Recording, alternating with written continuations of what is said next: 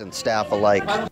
In a letter sent to school committee members March 31st, a 10-year special education teacher also charged DiPaolo was initially singled out as he was during a similar, previously undisclosed incident last October involving middle and high school age students. Then DiPaolo was reportedly suspended 3 weeks, and the superintendent, quote, sought to tarnish his reputation, even though the state determined that John DiPaolo was not at fault during the restraint. The claim of an unfair focus on DiPaolo, some say, is supported by Murata, relieving him of his supervision of the Therapeutic Education Assessment Center of Haverhill. Earlier this school year, DiPaolo was replaced as principal of that program at St. James School by Lynn Snow. The educator also alleges that staff have been, quote, physically assaulted on a daily basis since Murata put into place a no-restraint policy.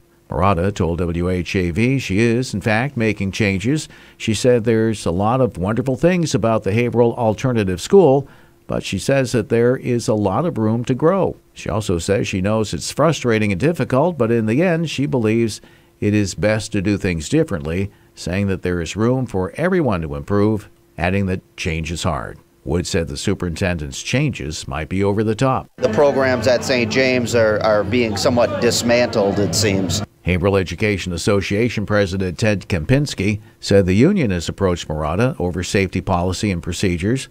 He said his concern is about staff and student safety, saying that during this last year, these issues have caused them considerable frustration. Kempinski says that they've reached out to the school district for more support and attention on the matters.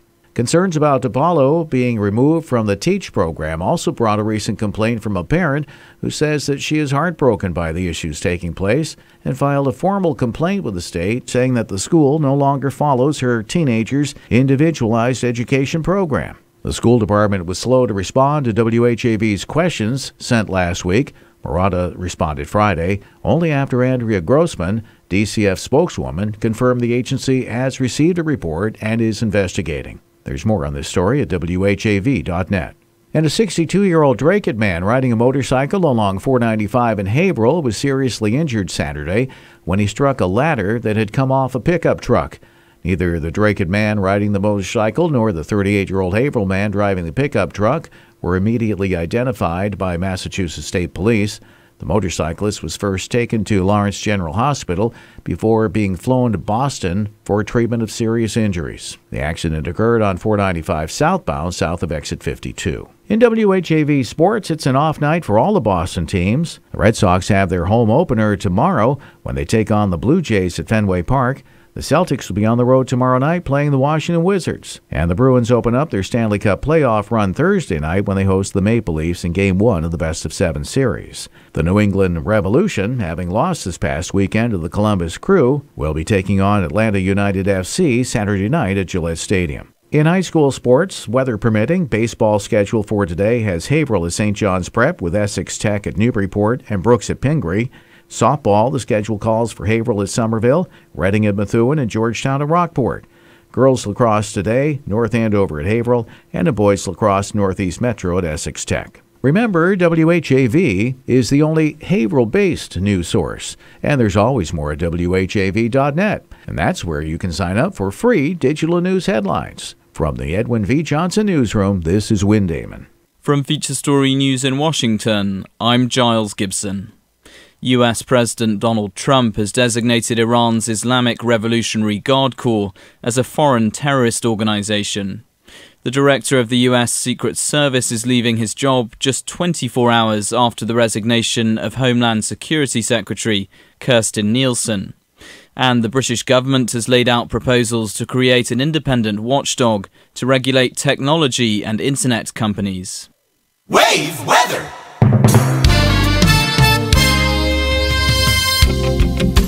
Now your WHAV weather forecast for Haverhill in the Merrimack Valley. An isolated shower risk tonight, a little patchy fog developing, chilly, a low of 36 degrees, with a 5 to 7 mile an hour breeze increasing to maybe 10 miles per hour out of the east tomorrow.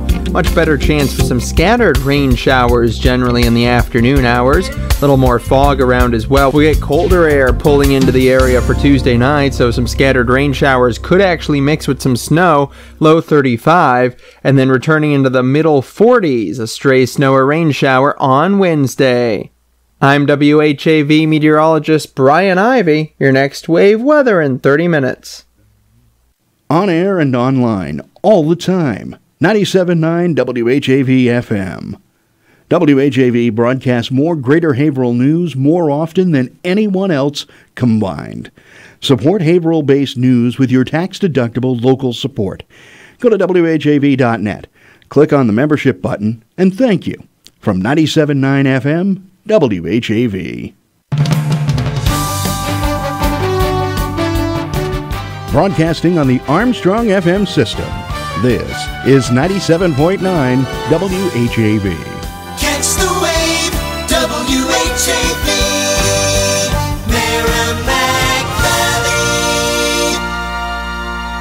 Open mic. From the Edwin V. Johnson Newsroom, 97.9 WHAV FM presents the Open Mic Show with Bill Masick. Make your voice heard. Call 978-374-1900.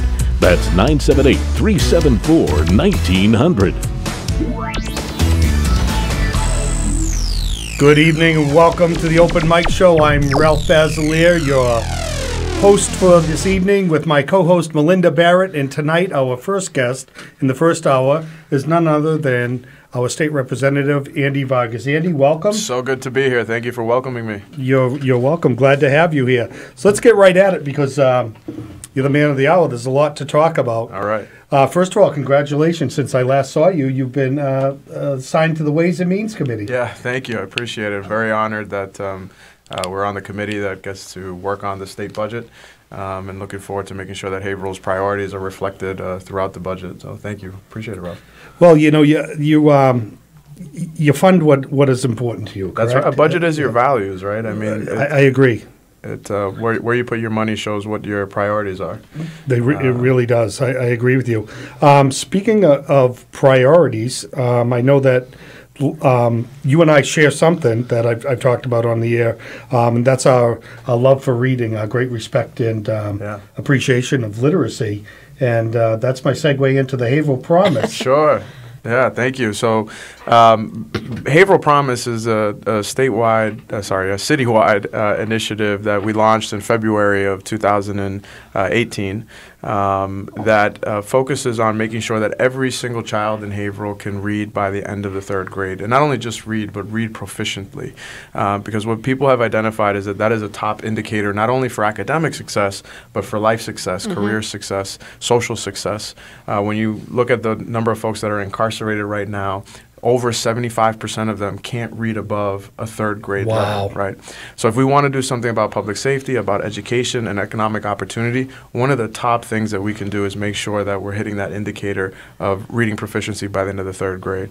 And so what we realized from a couple of cities and organizations across the country is that in order to do this work efficiently, you have to make sure that you have partners from across the city at the table. That's the school district, the YMCA, the Boys and Girls Club, early education providers, healthcare centers. The healthcare center sector overall needs to be involved because ensuring that we're hitting our benchmarks is going to take a community effort, right? If a kid isn't screened, for example, for vision screening, how do we expect them to read?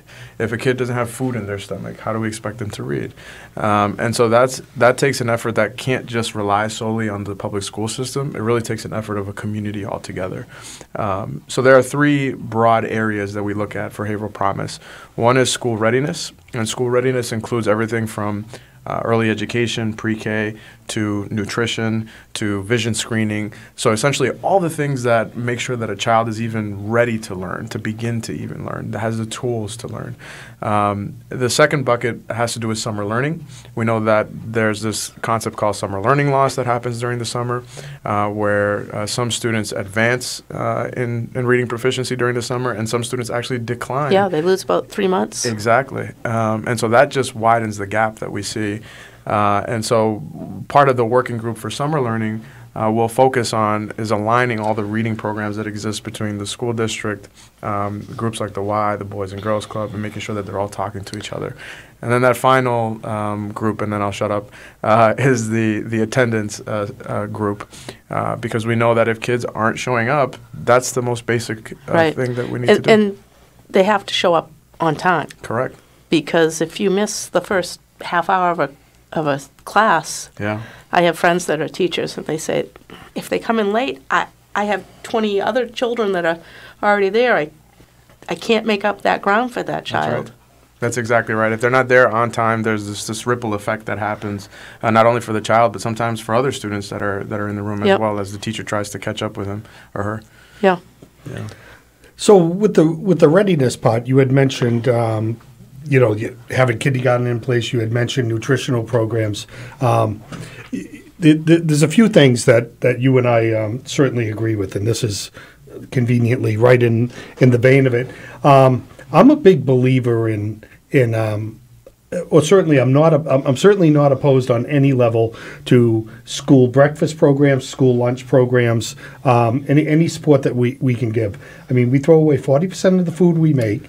We feed the entire country. Our farmers need help. Yep. This is what I've said to people, a little off topic, but just to make the point. Yeah. I've said to people I've heard complain about food stamps, which incidentally I think you probably know is the most effective federal government program in the history of planet Earth. Yeah, 99% efficiency rate. Yeah, it's the most efficient program ever done by any organization in the history of the world. So having said that, I believe very, very much in that, and I don't like to hear any complaints about that. Have you been able to make any progress towards improving nutrition programs? Yeah, absolutely. I'm so glad that you mentioned it, because there are two things that we're in the middle of legislation, but also implementing here in Haverhill, thankfully to the good partnership of the Superintendent, Margaret Murata. One of them has to do with the concept called community eligibility. And what community eligibility is it basically says, okay, if more than 45% of your students qualify for free lunch, then the numbers usually work out that due to economies of scale and getting rid of administrative costs, it's cheaper to actually give everybody free lunch at that point. And so there are at least 8 schools in Haverhill where the free lunch rate is well above 50%, where it makes a lot of sense to do that. So we're looking at implementing free lunch for everybody so that it could not only feed more kids, but also save the school district some money through economies of scale. Now, the other piece of legislation that we're working on that Superintendent Murata has also been great about is breakfast after the bell. And what breakfast after the bell is essentially, as students are coming into school, there are these carts that are in the hallway where they can grab a snack on their way to the classroom. It gets rid of the stigma of having to arrive to school early, find the transportation to get to school an hour early to make the line, or half an hour early to make the line in the cafeteria, and be quote unquote one of those kids that arrives to school early to try to get breakfast, and instead has the breakfast in the hallway as students are coming in. And in the case studies that we looked at across Massachusetts, breakfast participation rates soared from 20% to 88% in the districts that implemented breakfast after the bell. And then what that also did was it opened up federal funds for the school district, because for every single meal that they handed out, they were getting reimbursed by the federal government. Wonderful. And so in Salem, they used some of the revenue that came in from that to buy things like Chromebooks, for example. So those are two of the school nutrition issues that we're looking at right now. Just to circle back a little bit, because I lost my thought earlier when I was talking about SNAP, about what's colloquial known as food stamps. I tell people, don't complain. I ask them, do you like farmers? And they tell me, I love America's farmers. Yeah. Then don't complain about food stamps. It puts a lot of food on their table. It puts a lot of money in there. It's a USDA program. Absolutely. I remember when I was young in Haverhill, Representative, that we had the that wasn't too long ago. Thank you very much. Wow, you can get away with that on radio. Well, who said that politicians don't lie? Yeah.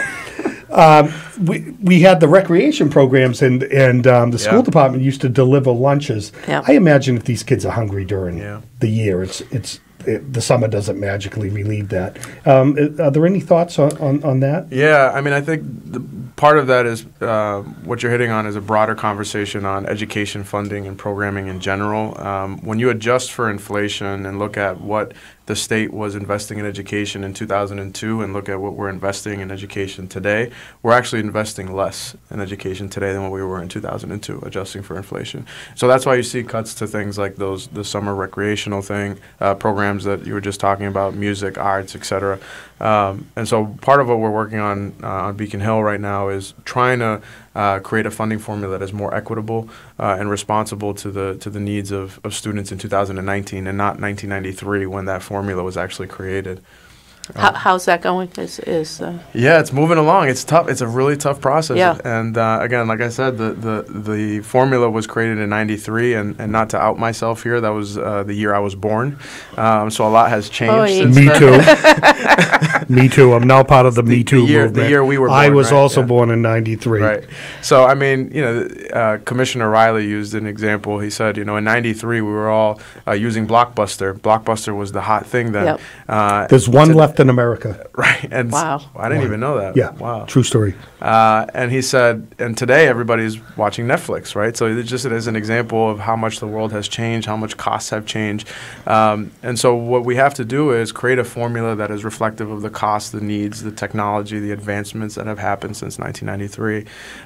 The challenge with that is that you have districts like ours where the needs are so evident and so clear, and we have so many low-income students, for example, economically disadvantaged through special education, transportation, et cetera. So we have a very good case to make. The districts where I've learned a lot about since I joined the education committee are kind of those smaller ones that are part of regional school districts that are seeing declining enrollments and they're closing down schools. And so while we may feel like we have the formula that works for Haverhill, part of our job right now is to figure out how do we build consensus for the whole state. Yeah. And with that, we have to take a break, and we'll come back and we'll pick up on the other side. It's 97.9 FM, WHAV, and we'll be back right after this. Open mic! Bill Masick and the Open Mic Show will be right back. Get in on the action. Call 978-374-1900. This time could have been your time. Support 97.9 WHAV, local service, with your announcement on FM radio. Go to WHAV.net and click advertising to reach thousands of new customers. On air 24/7 and online all the time. 97.9 WHAV. Catch the wave! When the Haverhill School Committee meets, 97.9 WHAV FM is there live from Haverhill City Hall. Class sizes, special education, teacher hiring, and spending are among the topics covered Thursday nights at 7 when the school committee is in session. Presented as a public service from 97.9 WHAV FM. Community Spotlight!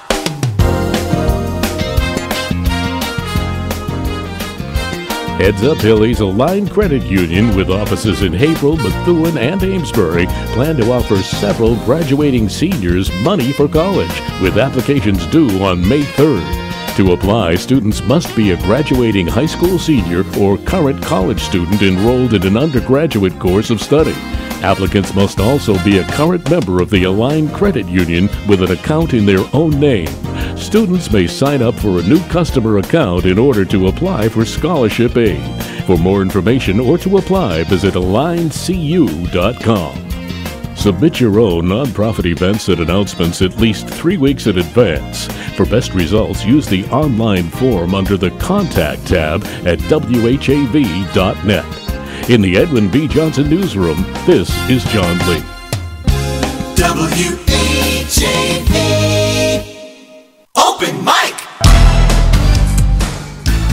From the Edwin V. Johnson Newsroom, 97.9 WHAV FM presents the Open Mic Show with Bill Masick.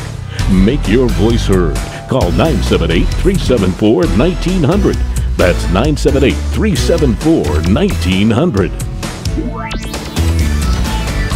Good evening and welcome back. I'm Ralph Basilier in for Bill Masick, who's on assignment. My co-host is City Councilor Melinda Barrett, and our guest for this first this first hour is State Representative Andy Vargas. We were talking about education funding when we went into the break, so I wanted to give you a chance to finish what you wanted to say there. Sure, yeah. I think the good news is that both the House, the Senate, and the governor have all said we need to do something about this. The reality is that the needs are so great across all districts, whether you're a gateway city or a rural town that is facing declining enrollments.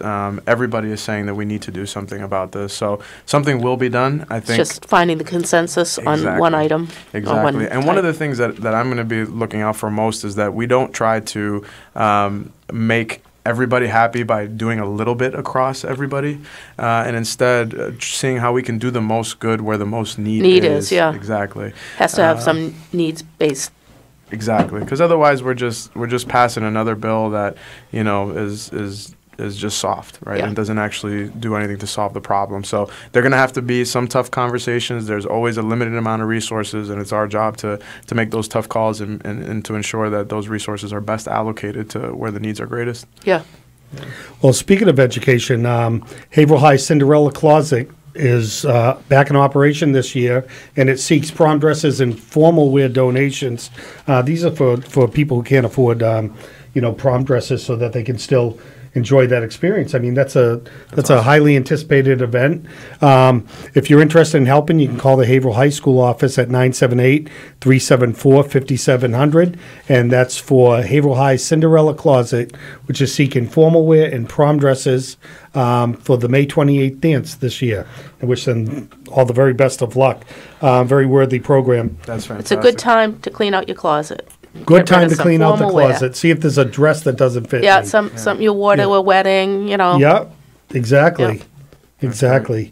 You had talked about summer learning. Yeah. Where were we at with that? Have you been able to make progress or lay the groundwork? Yeah, so two things. One, just real quick, to close out on the funding thing, I think one other important point to note is thinking about the disparities and how much we invest per student. In Haverhill, we invest just under $13,000 per student, and over 95% of school districts in Massachusetts are investing more per student than Haverhill is.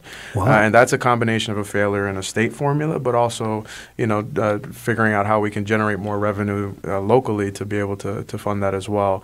So I just think that's an important thing to keep in mind, that, there are districts that spend up to $28,000 per student. We'll never get there, at least nowhere in the next 10 years.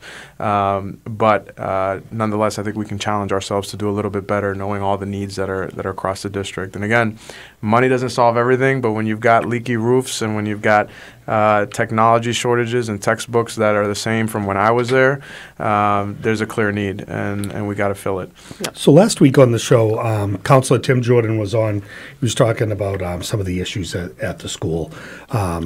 And of course, he's not all gloom and doom, because nothing ever is that way. Yep. But I asked him directly if he thought that the city schools were in crisis, and I was quite surprised that he answered right away in the affirmative that he believes they are, and they very well may be. Do you see that there's?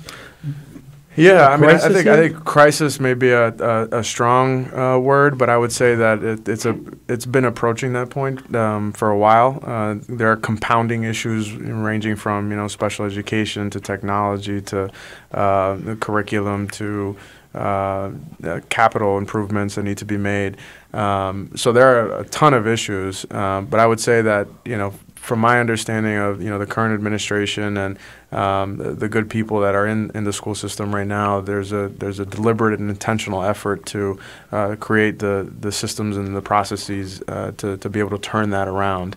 But I think when it comes to investments and making sure that we're investing enough in our students, we're pretty close to a crisis in terms of actually putting up the money that needs to be spent to have an adequate education. Yeah, so this is the issue, I think, to keep an eye on here in Haverhill.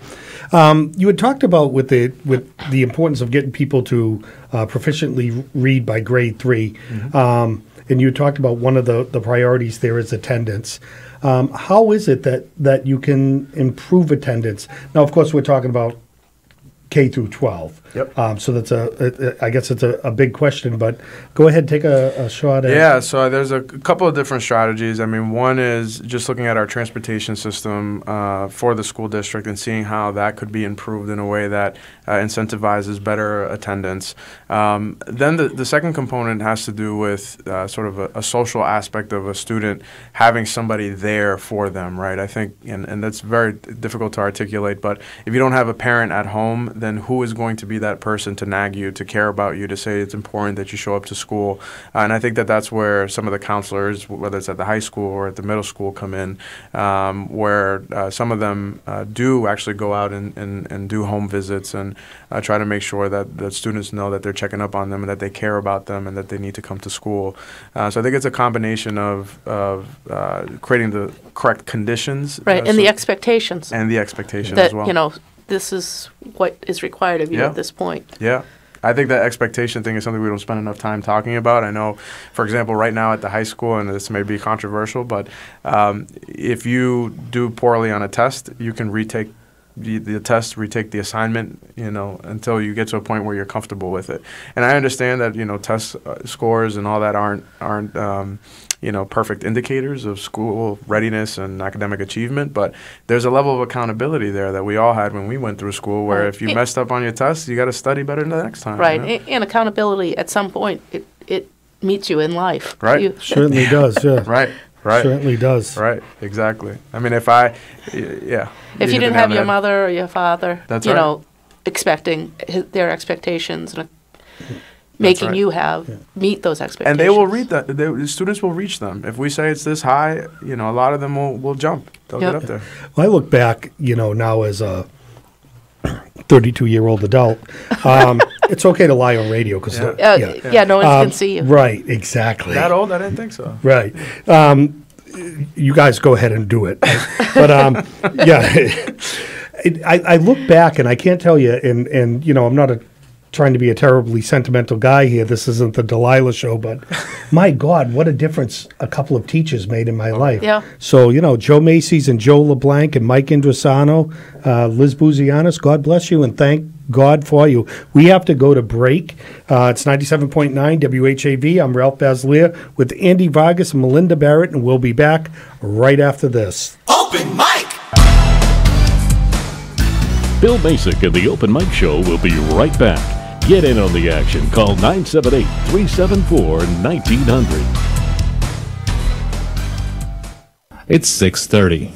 You're riding the local wave, 97.9 WHAV FM. And if you're listening on TV, it's compliments of the board, staff, and members of your local public access channel.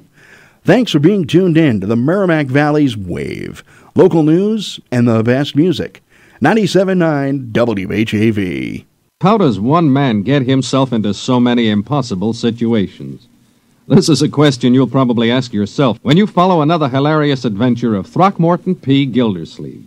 Yes, Gildy's eye for the ladies and his impulsive temperament managed to entangle him in a web of riotous circumstances. Join the romantic water commissioner, his neighbors, Judge Hooker, Mr. Peavy, and all the loyal Gildersleeve household as they romp through another episode of The Great Gildersleeve. Every Wednesday night at 10 p.m. and 1 a.m. on WHAV. Wave weather!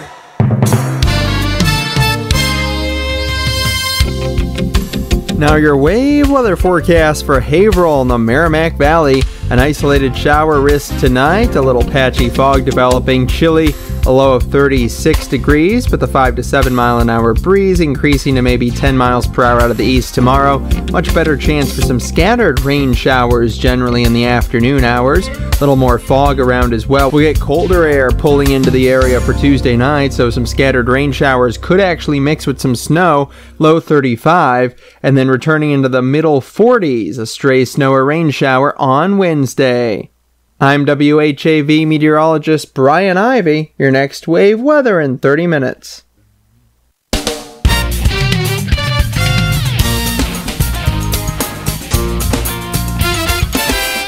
Catch the wave. WHAV. Open mic. From the Edwin V. Johnson Newsroom, 97.9 WHAV FM presents The Open Mic Show with Bill Masick. Make your voice heard. Call 978-374-1900.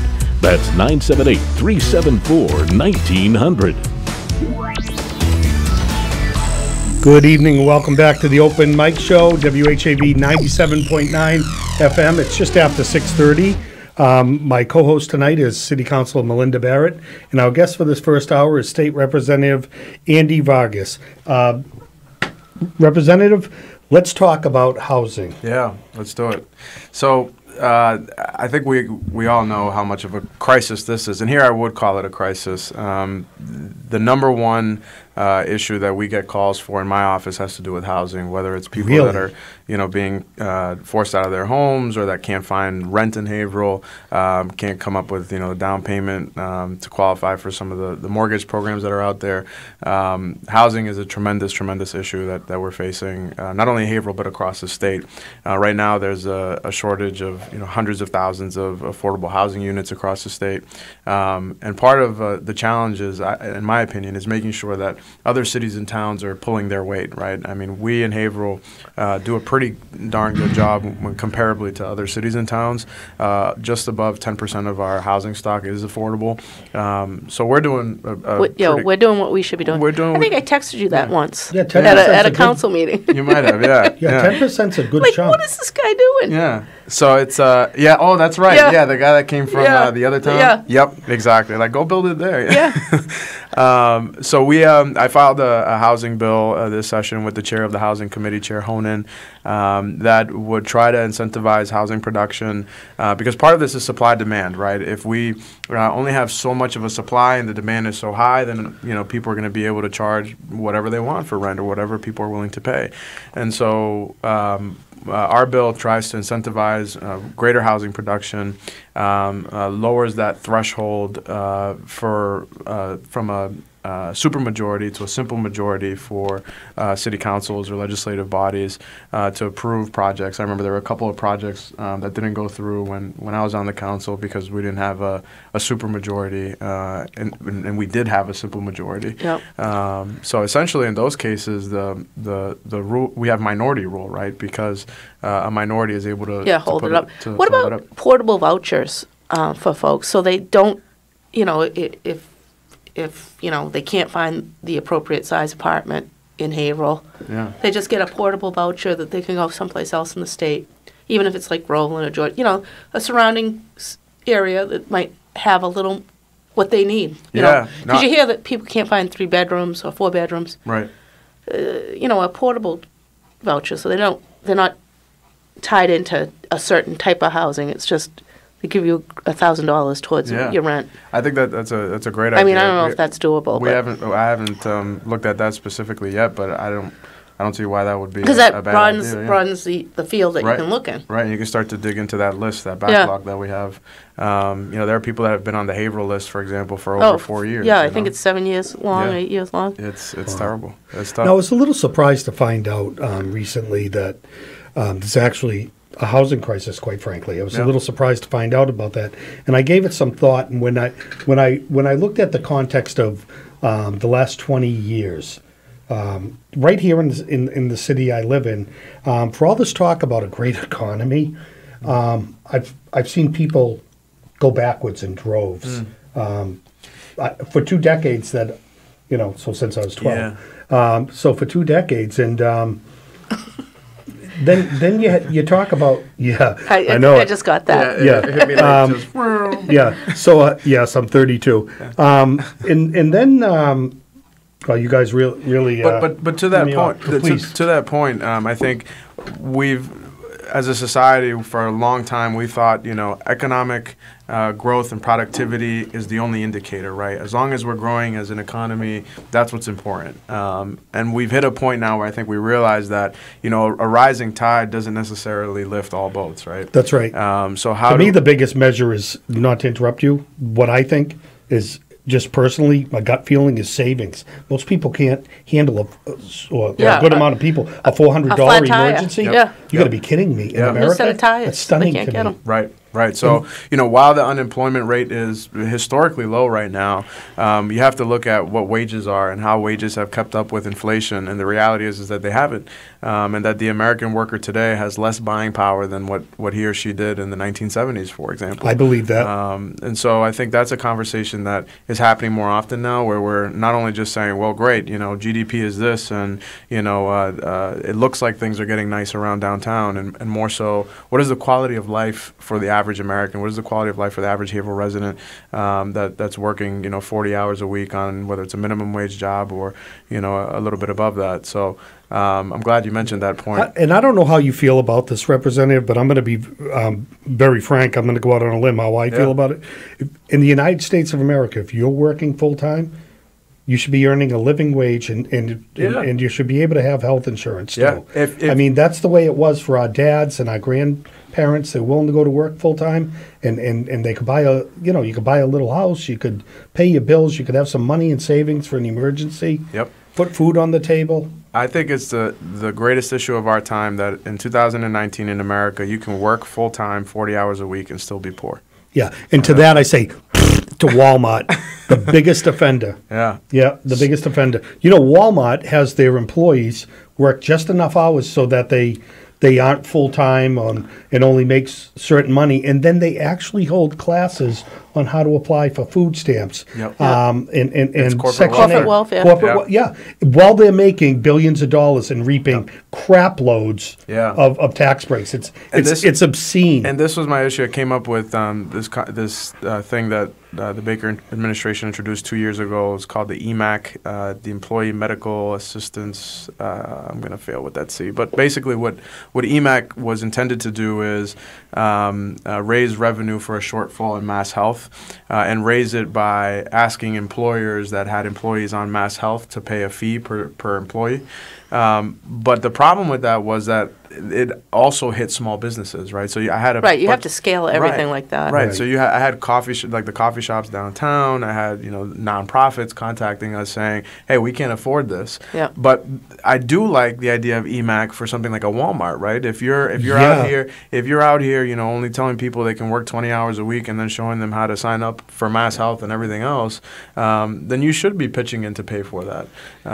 So I'm looking forward to working on legislation to address the corporate welfare that we even see here in Massachusetts. Yeah, we definitely see it. What else you have going on?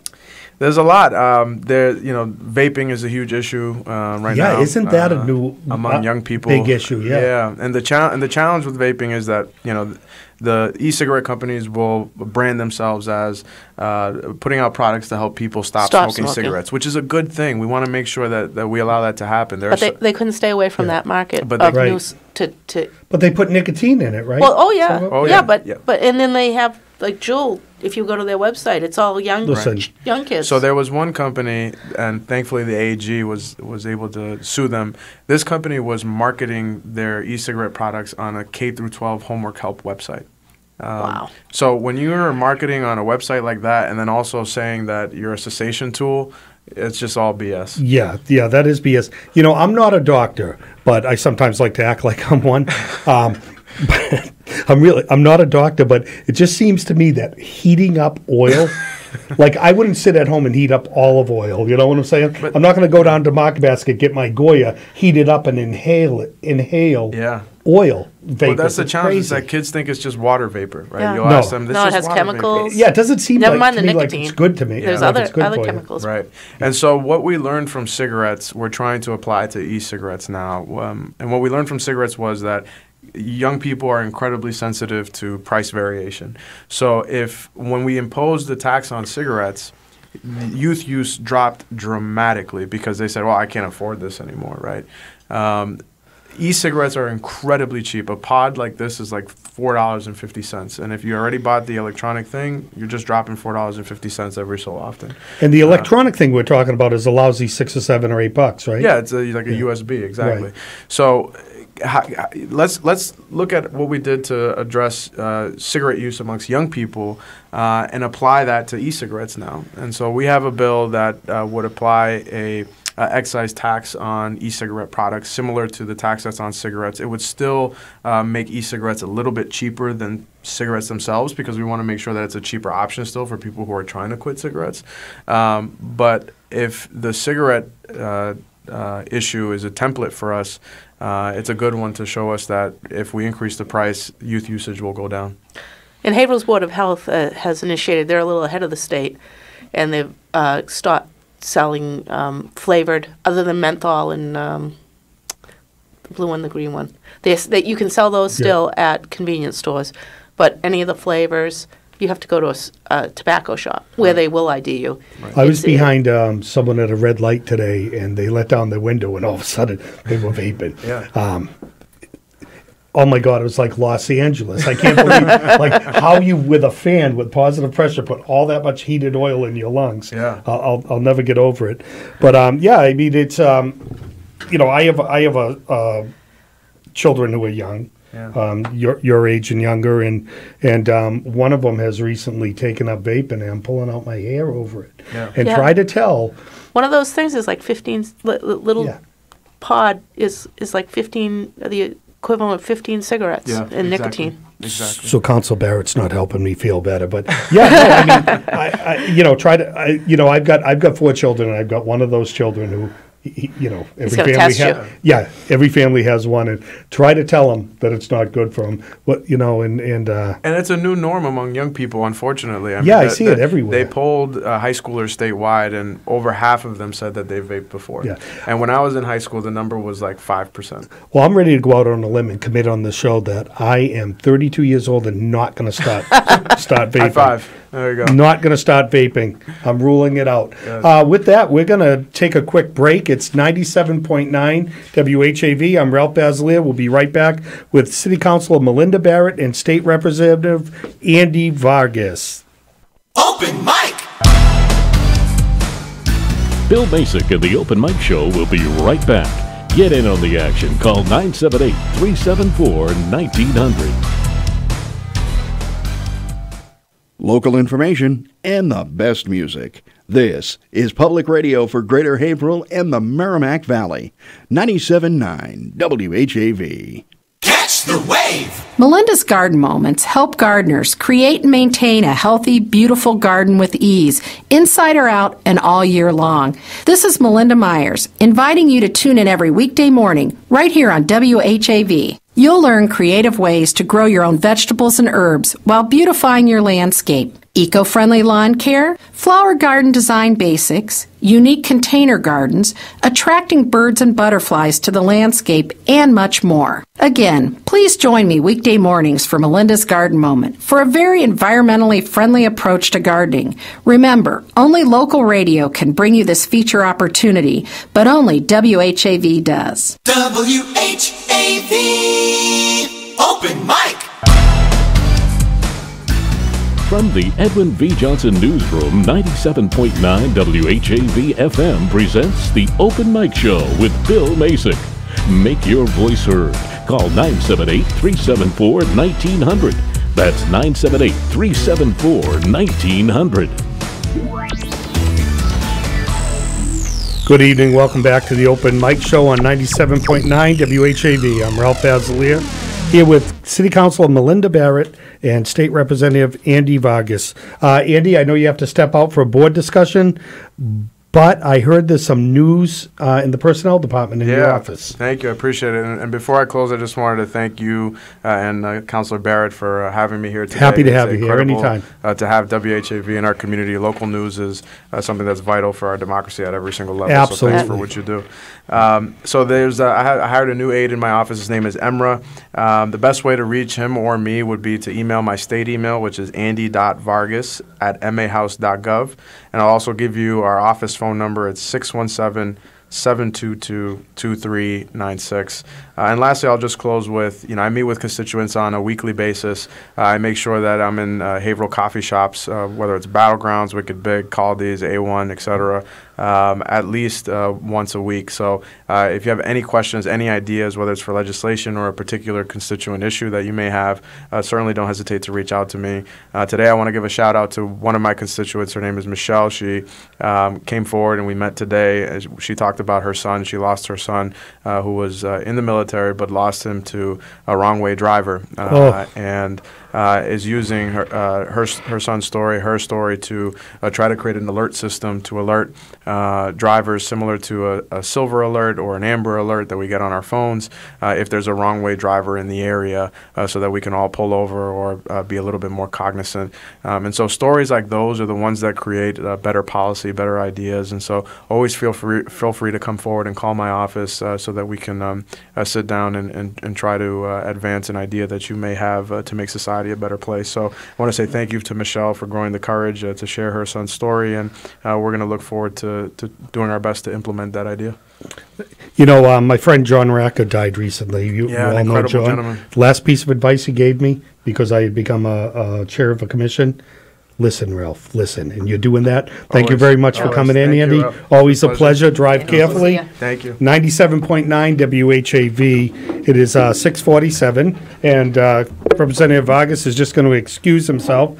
Melinda Barrett and I are going to continue for the hour, and then we have a guest in for the second hour. Just a reminder that Haverhill High's Cinderella Closet seeking prom dresses and formal wear donations up until their May 28th dance. You can call the Haverhill High office about donations at 978-374-5700. Again, that number is 978-374-5700. Worthy cause. Let the young people go to their prom and enjoy themselves and celebrate their accomplishments. And put an old outfit to good use. Recycling. So you and I last saw each other bright and early on Saturday morning. Saturday morning. We had the pleasure of meeting with the mayor and the architect for the Vietnam Veterans. Yeah, I thought that Memorial. went well. Went very well. I'm happy to announce here tonight that the mayor has given approval to our plans and our timeline. So we're about 2 weeks away from, although we are fundraising, actively fundraising, 2 weeks away from really starting to Put hammer the pedal it. to the metal, yeah. Well, we'll get some fundraising materials and some letters together. And then we were over at Winnie Kinney. Yeah, Winnie Kinney at the Dudley Porter fountain there. Yep. Team Haverhill was put together a volunteer group. Yeah, and cleaning it up with some help from the DPW. Yep, that was fun. Yeah, and I wasn't quite done, but I saw it and it was really coming along really nicely. And I had some discussions about some of the ideas about what might happen in the future with that. Great group, Team Haverhill. Yes, they do. They do a lot, and you don't necessarily have to be a member of Team. I'm not a member of Team Haverhill, but when they have a call for people, just show up. Yeah, anyone can go. They don't make sure you're a Team Haverhill member. They'll take any help, any elbow grease that they can get to now, get these things done. I want to mention that I was a witness to this, that I saw you doing a lot of scrubbing. Well, yeah, I don't mind a little hard work. Yeah, that's what I've heard from Hilldale Cemetery as well. You don't mind putting your back into it. Yeah. Well, great. Glad to have it. What do you got going on in the city council that's of important? I have the agenda. You have the agenda? Yeah. So tomorrow night, oh my God, what is on here of importance? There was something I wanted to talk about. Oh God, maybe not. Maybe not? No, maybe not. No, there was no. I'm mistaken. What I thought was on the agenda is actually not on the agenda. But I'm going to be seeing the city council in a couple weeks when I come into. We do have a subcommittee meeting on Wednesday night. Which is the Citizen Outreach Committee, which I happen to be the chair. Oh, no kidding. In the council office, not Is the that your chambers. inaugural meeting? No. We've had a lot. But this is what's on the agenda Wednesday is long-range budget planning, which is an item Council President Mitchison had. And then we also have just a citizens outreach to see if people have some input to where, as we approach the budget, where they think we need to double our efforts or pull back our efforts. Just some feedback from the public in general. So. No, I missed it last week, but were you at the Green Community event? I was, yes. Yeah, that was at the library. At the library? Yeah. Okay. Yeah, and the city got a check for over $300,000 for all the moves we've made. Nice. To become a more efficient and greener community. Excellent. And we're sharing a grant of about $600,000, I think it is, with Methuen. Our share being about $315, and theirs being somewhere around $270. something, yeah. And then Bill Ricca was there, and Boxford, and Methuen. But there was another community there that I can't think of. Yeah. I had, when I came into the station tonight, one of those moments where I bonked my head like I should have had a V8. It's like, oh my God, how did I didn't, and I'll tell you how I missed it. I didn't write it on my calendar. Oh, yeah, you got to put it down. I know you're only 32, but your mind and I'm already starting to lose it. I also had my eyes dilated today, so I'm having a really hard time. It's a bright room for Yeah, that. at 4 o'clock this afternoon, my eyes were dilated at the doctor's, which it's now coming up on 7, so I think they're just getting back to normal. Haverhill Trivia Night, April 27th, benefiting the Haverhill Education Foundation. I have this note sent in to me, but I don't have any more information on it. I think it might be at the Ambets. Is it at the Ambets? Yeah, I think. Yeah. Well, certainly. We'll double check. I'll double check. I think that I'll be phone. getting a text any second now. Yeah. But Haverhill Trivia Night is April 27th, and it benefits the Haverhill Education Foundation. So what happened at that Green Community Grant event? The secretary was there from, I guess. Is it the Executive Office of Environmental and Energy? Yeah, the director wasn't there, but the secretary was. Right. A younger woman. Yeah. She might have been the director, but she said somebody couldn't be there, and I think I've actually met her at an environmental contest. They were there basically to do the fun stuff, hand out the big checks. Yay! Speaking all the work was, which was pretty immense for these communities to do. Yeah. A lot of hoops to. Oh yeah. In levels of improvements to make. Good. Orlando Pacheco was there, who did a lot of the work for Haverhill. Colin LePage, who was really a driving force in getting us to go that way. So it was nice. It's nice when all the hard work is over and people can take a moment to reflect on. And get the money. Look towards the future. Yeah. What else do you have going on? I know you're busy. You must have a springtime cleanup coming up at Hilldale, I would think, right? They do a springtime cleanup? They do, and I don't know the date of it. I'll have to. I know the Earth Day stuff is coming up, and in recent. Well, they've been cleaning up the ROTC. I was over at Hilldale probably 2 Saturdays ago with the junior ROTC from the high school. Well, do they concentrate on Soldier Hill? Is that kind of? No, they go every place. They had a big team of kids, and we were cutting trails. They were picking up logs and trash, and. Hey, you got to get it done while you can. I was in the cemetery. It's a good time. It's a good time to do it. I was in there recently because I was working on behalf of the Conservation Commission, bringing Zoo New England through. Zoo New England is under contract with Mass Wildlife to do a study of wood turtles. Oh, okay. I saw that. Which are threatened. And so I had the good fortune to join them, and just that local guy, show them where you can go in. Yeah. They need to put in kayaks, see the trail, canoes. They need to identify nest and radio tag turtles. So over the next 3 years, they'll be back a number of times. Little River is one of those things. I talked about it on the show.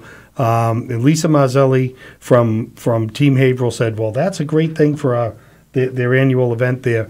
I've always wondered how we could look at Little River, Cashman's Field, the Stevens Building when that's built, little sliver of land Greenbelt has, and how could we take that green belt with all that great wildlife and string something together where it's like it's a path, useful. Yeah. The problem you have there is, of course, how the area was developed more than 100 years ago. The other problem is there's a railroad track that runs right through. And it goes pretty fast through there too. Yeah. So you're never in a position where you can say, oh, from the Primrose side come in here, or from the other side come in here, without somehow the tracks being a factor. But you wouldn't want to put people on the tracks. No, I certainly can't do that. But that was interesting because I've never had the opportunity to take a scientist you went from Hilldale all the way down to the. Yeah, I showed them all the way from the Clement Farm, Rosemont Street, the Hilldale Cemetery, Cashman's Field, the Winter Street Bridge. St. James Cemetery, the DPW yard, and shout out to Michelle Hamill, the animal control officer, who we were outside the animal control, and she came out to see what we were doing, and we told her, and she said, "Oh, I have a great spot to show you." And I went in the truck with my dog Elvis. So Elvis got his first ride in the back of a cruiser, did not like it, and she showed us a really great spot behind the DPW to either launch or take out canoes and kayaks. So shout out to her for that. She does a really good job. I mean, it's a really critical service. We have a very busy animal control department. Extraordinarily, not just because of cats and dogs and things like that. Birds. Yeah, a lot of wildlife. They handle a lot of wildlife. They are incredibly busy. You know, speaking of that, I just saw. It just reminded me the conceptual drawings of the new animal control shelter. Oh yeah. Now I have a little bit of experience with this because. Of course, they're close to wetlands. They're certainly within the buffers. And without, I don't want to say too much because I don't have the information in front of me, but the Conservation Commission granted a permit, and it was a really good example, of how that law was written that gives us discretion so that we can have engineering changes. But the end result being when you don't rubber stamp things, you have opportunities. If they had to tear down the existing building and then rebuild, that would cost the city a huge amount of money. A huge amount, because just for dogs, I estimate it would be $60,000. It's like $50 a night if you put them in a kennel at a vet's in town. And then if you want to go the cheaper route, you have to drive the animal to Rowley, I think it is. So now you have gas and labor. And you have an animal control officer that might be needed an hour off. I don't have the figures in front of me, but at the time, I estimated that the Conservation Commission, by really doing what they're supposed to under the law and exercising their discretion and, calling for some engineering changes to allow them to do this, that on dogs and cats alone, it would have cost the city in 6 months conservatively $60,000. Oh, I bet it would be that's very conservative, I think it would be. I think. Yeah, I think that was very conservative. Some people pushed back at me and said, "Ralph, where do you come up with that big number?" No, and I said, "Big number. That's probably a small number." It would be a huge number. Yeah. So they are going to be able to stay operating, which. It's funny, growing up, the dog officer was always chasing our dogs, so we didn't like the dog officer. However, I want to give a shout out to them because what they do is actually very critical to public health and public safety and quality of life, and from a habitat standpoint as well.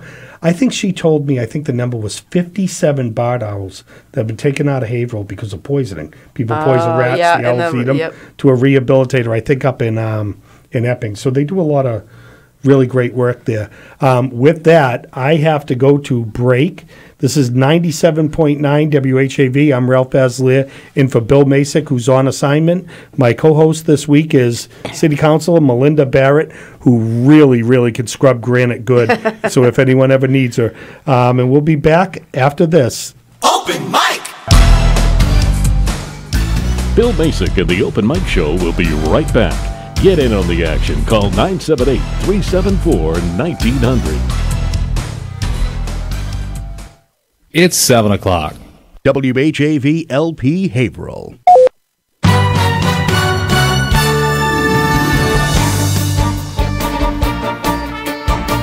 Here's the latest WHAV news. I'm Wynn Damon. Haverhill Police Chief Alan DeNaro's longtime wish for an all-terrain rescue vehicle was granted Friday by a $20,000 donation from members of the American Legion Wilbur Comeau Post 4. At a ceremony at the police station Friday afternoon, the police chief explained why the donation is so important. An important item that we need that we can't seem to find the funding for is a gator, which is like an ATV vehicle that we can attach a basket to for injured people. We can also use it in our wooded areas. We can use it on our jogging track. We can use it on the city's rail trail. We can use it on the boardwalk when that goes through from bridge to bridge for patrols. It could be used during festivals and things of that nature. It's very difficult to get a vehicle through. During an apartment building fire at Forest Acres several years ago, DeNaro says police had to borrow vehicles when the fire began leapfrogging across the field. American Legion Commander Paul Blinn said the organization's charter calls for members to help the community, children, and veterans. When members learned of the need, they jumped to action. Just put it out to the membership and make it work. Well, they make it happen. That's what we're here for. The effort was aided by the Sons of the American Legion, an affiliate comprised of descendants of people who served in the U.S. Armed Forces.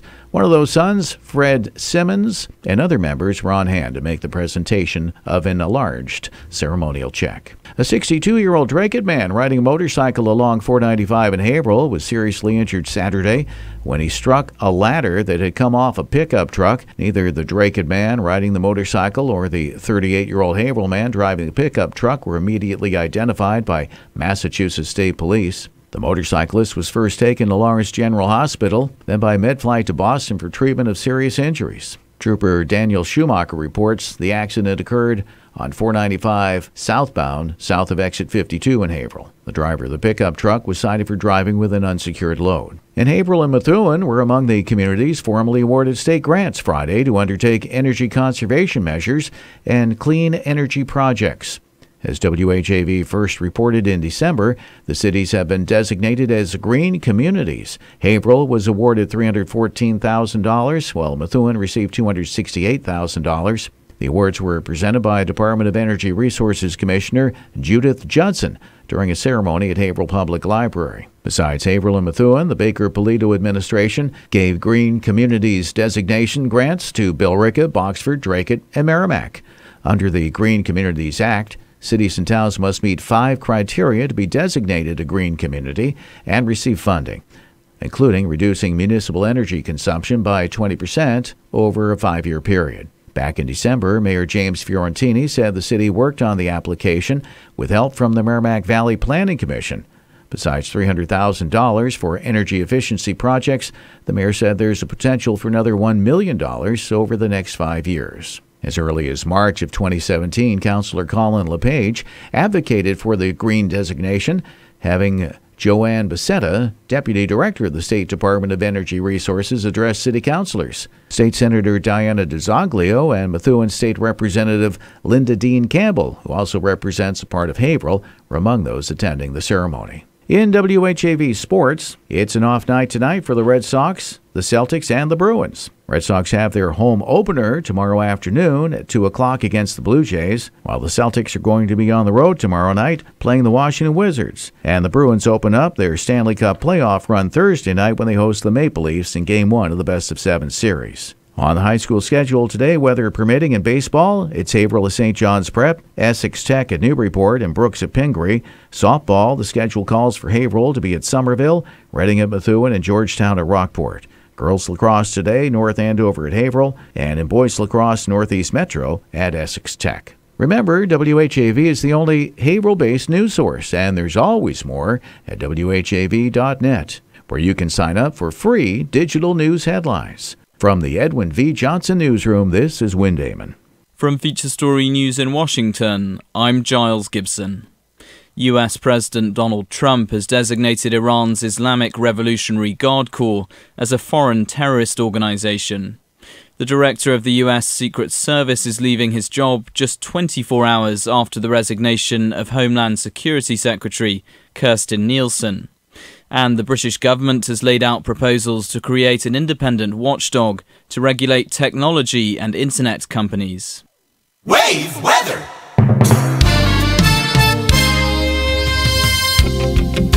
Now your wave weather forecast for Haverhill and the Merrimack Valley. An isolated shower risk tonight, a little patchy fog developing, chilly, a low of 36 degrees with a 5 to 7 mile an hour breeze increasing to maybe 10 miles per hour out of the east tomorrow. Much better chance for some scattered rain showers generally in the afternoon hours. A little more fog around as well. We'll get colder air pulling into the area for Tuesday night, so some scattered rain showers could actually mix with some snow, low 35, and then returning into the middle 40s, a stray snow or rain shower on Wednesday. I'm WHAV meteorologist Brian Ivy. Your next wave weather in 30 minutes. Boston stations aren't tuned into the Merrimack Valley, but you are. 97.9 WHAV has your local wave weather around the clock. Keep it on 97.9 WHAV. Broadcasting on the Armstrong FM system, this is 97.9 WHAV. Catch the wave, WHAV, Merrimack Valley. Open mic. From the Edwin V. Johnson Newsroom, 97.9 WHAV FM presents the Open Mic Show with Bill Masick. Make your voice heard. Call 978-374-1900. That's 978-374-1900. Good evening. Welcome back. 97.9 WHAV. This is the Open Mic Show. Bill Masick is on assignment. I'm Ralph Basilier with my co-host, City Councilor Melinda Barrett. And we have from Family Services of Merrimack Valley our guests Sarah Winslow and Jen Ezel, right? Nice job.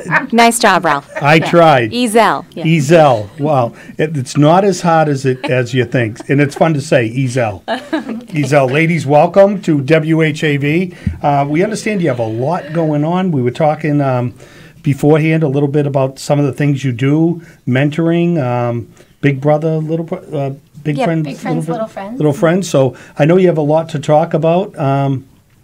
Yeah. Let's get at it. What do you do, and what do you need from the community for support? Yeah. Well, I first got in touch with Melinda Barrett, and thank you for inviting us here. She's the best. We're excited to be here.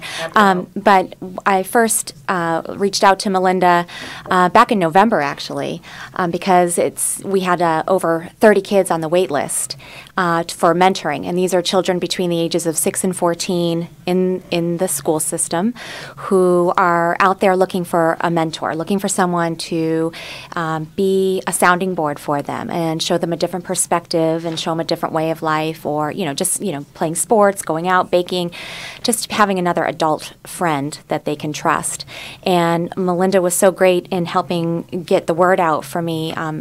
And now we have 14 matches. Great. Yeah, we have 14 Good matches. progress. Yep. So, and now we currently have 28 kids. So we've done some good. Right. So we have 21 girls and 7 boys on the wait list. And being a mentor, what does that entail? So basically what we're looking for and what we provide, what Family Services does and Big Friends, Little Friends, is there's an application that comes in from a parent or a teacher that has the parent permission that their child is looking for somebody to be their mentor.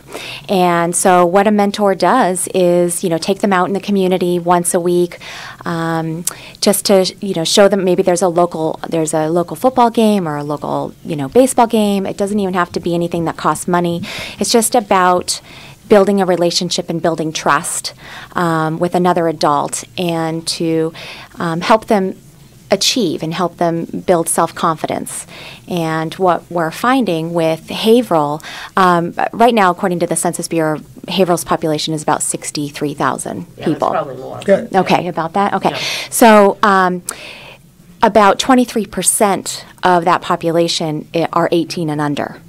So there's a lot of population in Haverhill that are children, and so our goal is to help and make sure that we're reaching them and reaching the children who may need that extra help or that extra support. Maybe parents are working a lot, or single family home.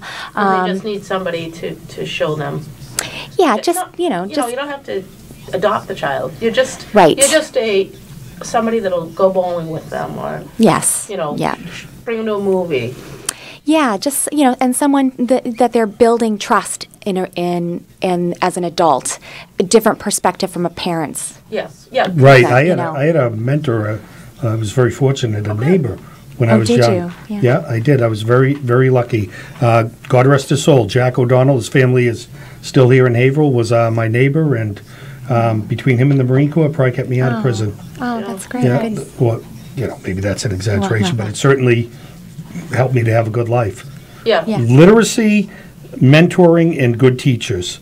And, you know, not to take anything away from my parents or my family, but but those three things were very important components to me. Having a mentor doesn't mean your parents have failed you. They know that there are other opportunities and other ways out there, and they don't necessarily have the opportunity to show you, and this other individual can. Right, and they want this for their children. The kids that are on the wait list have already gone through the application process. The parents are on board. They want this. They know this is an opportunity for their It's a children. nice refuge, really, when you think of it. Great. I happen to, you know, where I live right in the inner city, Ward 1, second to none. But I live right on York Street, and I have a habit that I've had ever since I've been in the Marines, and that is I make it a point to get to know my neighbors, 'cause that's counterinsurgency. In that vein, I want my neighbors to become my friends and remain my friends instead of certainly being enemies. But in that vein, one of my neighbors, their daughter, I obviously can't say her name, benefits from a mentor, and her mother said it's a difference of night and day with her in school. This neighbor had, you know, the children in that family lost their father tragically just a couple years ago, and this girl benefits from a mentor. She said to me one time, I said, hey, why don't you kids rake up the leaves or something? You know, I was giving them a hard time. She goes, because I have to meet my mentor. And I said, what did you say to me? And she said, I have to meet my mentor. And I looked at my girlfriend. I said, you got to be kidding me. What is this kid talking about? And that's actually, I found out that's what she's talking about. And so I have this one example, and I know it's through your agency, obviously. With this neighbor of mine is benefiting greatly from it. So thank you for that. No, I love it. And tell us more. Well, before we move on from Big Friends, Little Friends, because we do have lots to talk about here, but I did bring some specifics on a couple boys that are on the wait list. And if there's anybody out there who might be interested in mentoring and this seems like a fit for you, it'd be really great if you were to give us a call and we can give you that contact information. I have no idea how, but I'm sure we'll figure that out. How we give you guys a call? So this number here that I'm seeing is a public number, so you can call Sarah Winslow at Family Services of Merrimack Valley at 978-327-6676. Again, that's 978-327-6676. I can't tell you what a chore that was to read that. I had my eyes dilated a few hours ago. Yeah, I'm really suffering. But so I'm suffering, so send money to the Ralph Basilier Fund. But please, go ahead. So we have, I brought a list of 3 boys. They all happen to be 11 years old. So one boy, he loves school and he loves his teacher, but his mom actually, this is a case of where the mom really gets the value of mentoring. The mom wants him to be able to connect with a positive role, a male role model. We have another boy who is very mature for his age and he loves sports, but he's ready, he wants to learn other things as well. He's very well-rounded and wants to learn. He's an academic type. He's having trouble in school with, negative behavior, and he is actually looking for an adult to help him with challenges. He's aware of that. That's what I mean. He's a very mature boy. And this last little boy that we have, he's a very outdoorsy kind of boy. He loves animals, exploring. He loves to learn. He's very curious. So he's looking for someone to go hiking with or to do outdoor activities with. So and to be a mentor, it's couple hours a week? Yeah, so the best practice is that it's once a week. Obviously, we get it. Things come up. You're sick. You're on vacation. They're on vacation. So obviously, if it goes to every other week, what have you? At times. I think it works out wonderfully. But the big thing is that what we do is we offer tremendous support for anybody who wants to be a mentor. You're not on your own. We give you a training. We help you with boundaries and best practices, like I was saying. So for to manage and to handle any questions that come up. Ideas on events. And every week we send out free or low cost activities that goes out to all our list of matched mentors. So they have an idea. They're not just having to come up with things on their own, because that's one of the biggest things. What am I doing with this kid? Especially if you don't have kids that age anymore, or you've never had kids, you would be like, I don't know. So we have lots of staff back at the office making sure that it works, that it's successful. So you're trained if you sign up as a mentor. You're given the boundary lines for both sides. Right, how to communicate with your little and the parents. And, you know, it's all very clear. Yeah. You know, Gotcha. So. Yeah, but I think the staff is an ongoing resource for them as well. And if there's an issue that comes up in the relationship, or they need help navigating something. Exactly. We've seen it all. Yeah. So I'm sure we'll have a way to deal with it. And so you have 28 kids now on a list. Yes. That need somebody. We need men. Where are the men, Ralph? Where are the men? Well, I don't know the answer to that question, but what I do know is that our producer is telling us we have to take a break. It's about 7:17, 97.9 WHAV. I'm Ralph Basilier for Bill Masick, and we'll be back in just a few minutes with Family Services of the Merrimack Valley, Sarah. I'm not even going to attempt your name again. We'll be right back. Open mic. Bill Masick and the Open Mic Show will be right back. Get in on the action. Call 978-374-1900. Boston stations aren't tuned into the Merrimack Valley, but you are. 97.9 FM has your local wave weather around the clock. Keep it here on 97.9 FM, WHAV. That we deliberate and achieve with wisdom and understanding, recognizing the rights of all of our citizens with full regard for the dignity and justice of the individual. Each week, WHAV News brings you live gavel-to-gavel coverage of the Haverhill City Council.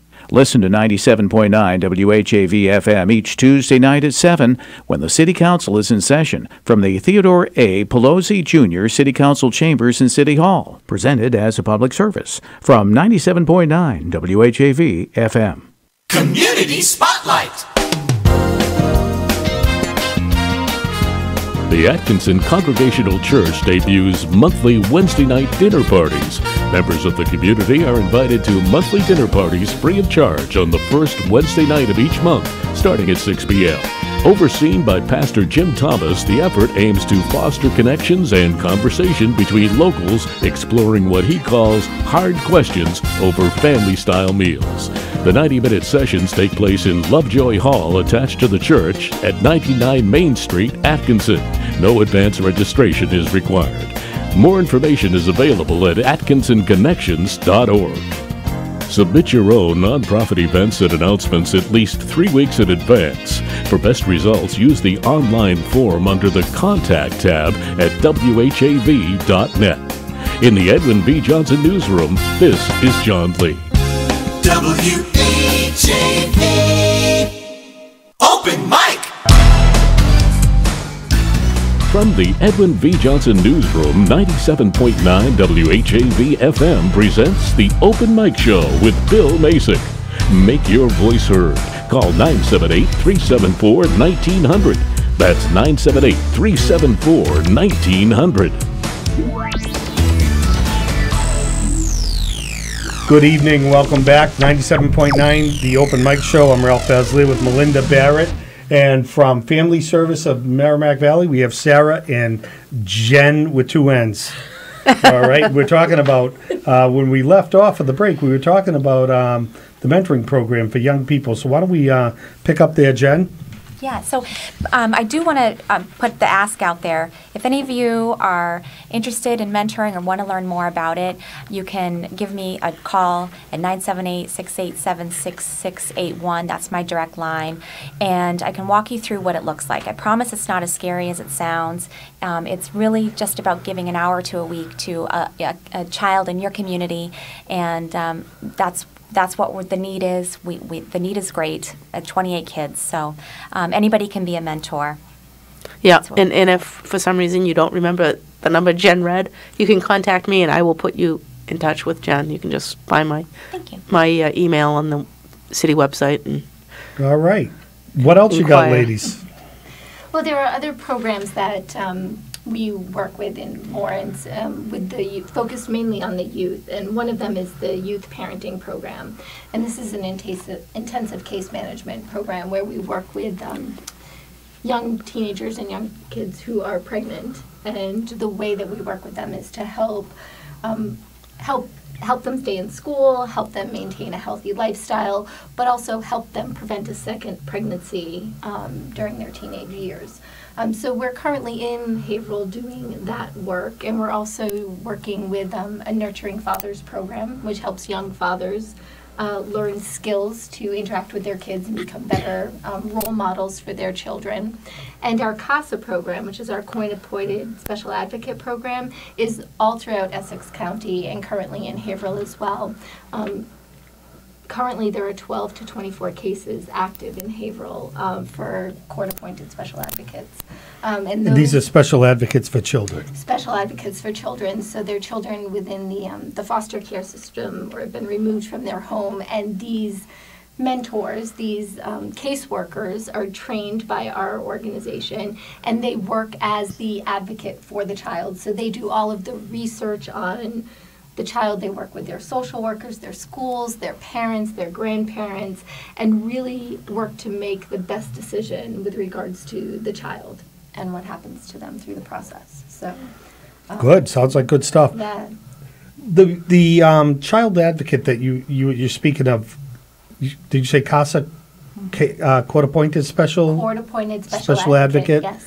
Now, that happens how? Does the child, is this because the teen gets charged, or the family somehow has been brought to the court's attention? This is the court. This is through the court system. And so our training, we look for volunteers who are willing to work to this regard. This can be a little bit more intensive. Yeah, this is the next step up from. Yes, so this can sometimes be really intense with hours and hours of work a week, depending on where they are in the court case.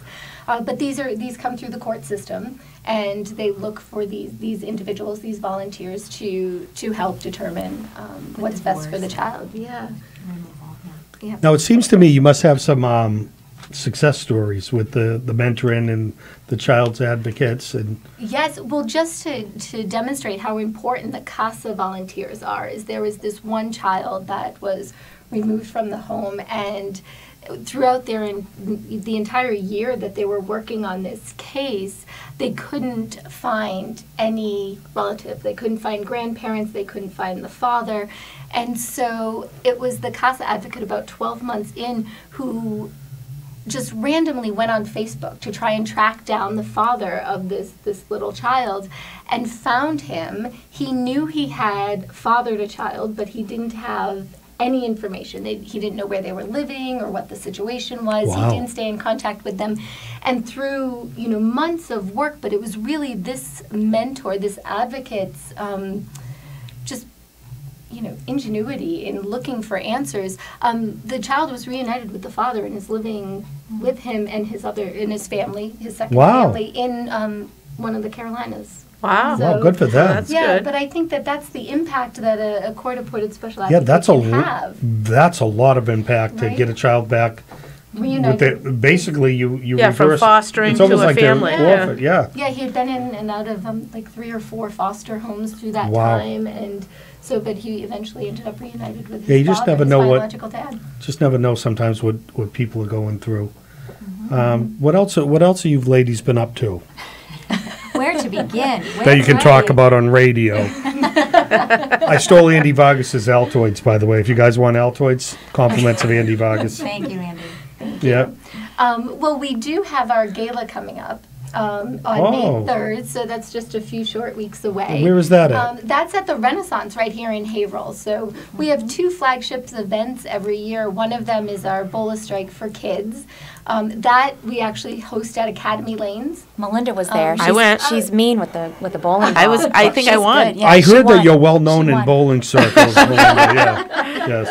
Of course, people say about me that usually one would have to go to a bowling alley to meet someone like me. But I don't know what they're saying, but it's been said. So that's one of the events we have. But we also have our big gala, which is our flagship event every year. It's held at the Renaissance. At the Renaissance, you said it was May 5th this year? May 3rd. May 3rd. So if people were interested in attending, buying tickets, what do they do? Go to your website? Go to the website, fsmd.org. /gala, and you can buy tickets online. There's more information there, or you can call 978-327-6676, and we'll be happy to help? This year is Night in Nashville. That's the theme. Really? So, yeah. I've never been to These Nashville. people like to dress up. I noticed that when I went to the bowling event. People were in costume. The 80s, I think it was that. It was an 80 theme. Yeah. Wow. That was our everyday wear, Melinda. Oh. Yeah. You ladies are down with the 80s? Oh, Nope. yeah. Well, Yeah. you don't remember the 80s, Ralph, Of course because you're not. only I'm 32. not old enough but to remember the 80s. You kidding me? I think I was born in 92. Yeah. Yeah. Sure I was. So the gala's coming up, and you said the theme was Nashville? Night in Nashville. Night in Nashville. Mhm. I've never been to Nashville, so that sounds interesting. You should dust off your cowboy boots and come on in. And don't think I don't have them. Yeah. I actually own a pair of cowboy boots that was worn by Conway Twitty on stage. What? Really? No, that's a lie. Of course not. That's of course And how not. did you get those? Yeah. What else you ladies have going on? Because I know you have a lot going on. You have a I big saw sheet I there. saw the briefing. The briefing. The briefing. Well, one of the things that we're looking to do is expand more of our services into Haverhill. So we, with regards to the mentoring programs, Jen talked about Big Friends, Little Friends, which is a terrific program and one of our community-based programs. But we also do therapeutic mentoring. We do a program called Stand and Deliver, which is working with local companies. And we take the kids from the high school, from Lawrence High, and we bus them to these companies after school where they sit with mentors for, 90 minutes or 2 hours. And during that time, they're one-on-one with the mentor working on homework, working on projects. And it's a great opportunity for them to see a company like Raytheon. Yeah. or What else is out there Pfizer. Yeah. outside your little Exactly. your And little so- life? Yeah. So often, you grow up in your town, and this was me growing up, and you don't really leave your town a lot. Right. And so now we're becoming much more of a global world, and being able to get the kids out into companies and letting them see that life can be different, and there's incredible There are opportunities. in STEM. It's a good program too because we one day a year there's a tour to a college. So Mhm. this last year we were at Salem State. So we bused the kids to Salem. That's a State nice to take campus a- down there. Yeah, it is. Yeah, that's a good trip. But they may not have known to do that or had that opportunity. So this Right. is, this is something that Stand and Deliver does as a program for these kids. It's great. So if they're local companies in Haverhill that would love to take on some kids, we can talk with you about that. Wonderful. So before we go to the commercial break, give me the information about how people can get tickets to the gala on May 3rd at the Renaissance. They can visit the website at www.fsmv.org, or you can give us a call at 978-327-6676, and we're happy Wonderful. to help. And that's for Family Services of the Merrimack Valley, their annual gala at the Renaissance Golf Club on May 3rd. My name is Ralph Basliad, 97.9 WHAV. We'll be back with Melinda Barrett and Sarah and Jen with two N's from Family Services Merrimack Valley when we return. Open mic! Bill Basic and the Open Mic Show will be right back. Get in on the action. Call 978-374-1900. It's 7:30. Last year, WHAV helped 10,000 nonprofits by broadcasting community spotlight messages. Tell WHAV, and everybody will hear about it on your local wave, 97.9 FM, and online all the time at WHAV.net. Catch the wave!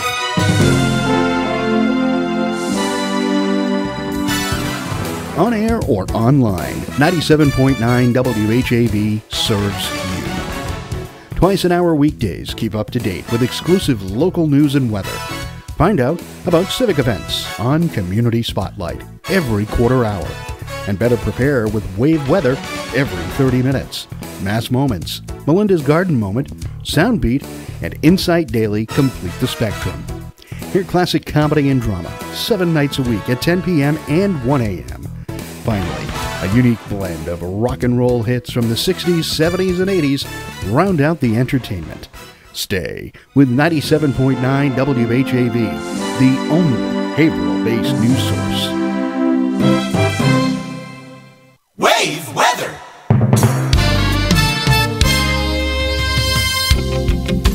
Now your wave weather forecast for Haverhill and the Merrimack Valley. An isolated shower risk tonight, a little patchy fog developing, chilly, a low of 36 degrees, with the 5 to 7 mile an hour breeze increasing to maybe 10 miles per hour out of the east tomorrow. Much better chance for some scattered rain showers generally in the afternoon hours. A little more fog around as well. We get colder air pulling into the area for Tuesday night, so some scattered rain showers could actually mix with some snow, low 35, and then returning into the middle 40s, a stray snow or rain shower on Wednesday. I'm WHAV meteorologist Brian Ivy. Your next wave weather in 30 minutes.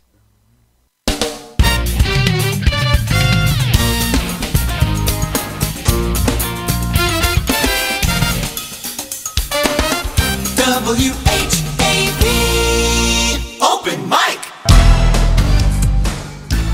From the Edwin V. Johnson Newsroom, 97.9 WHAV FM presents the Open Mic Show with Bill Masick. Make your voice heard. Call 978-374-1900.